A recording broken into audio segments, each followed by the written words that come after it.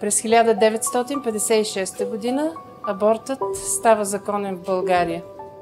Вече 60 години в България законно се убиват хора, развиващи се в утробата. През 1998 година смъртното наказание е премахнато и става така, че е забранено убиването на виновни, но е позволено убиването на невинни.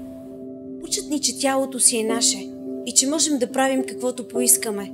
Но истината е, че абортът води до тежки емоционални и физически последствия. Има закон, който не може да бъде променен. Даден от Създателя на всичко видимо и невидимо. Даден от съдията на живите и мъртвите. И ако го нарушим, има последствия. Създателят и владетелят ми е дал живот и съм отговорна пред него как го живея. Отговорен съм и за живота на моето семейство, което Творецът ми е подарил.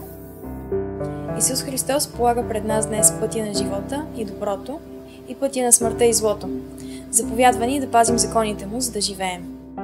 Да признаем греха си пред Твореца и законодателя Исус Христос за невинната пролята кръв, с която са изцапани ръцете ни, и да си поискаме прошка.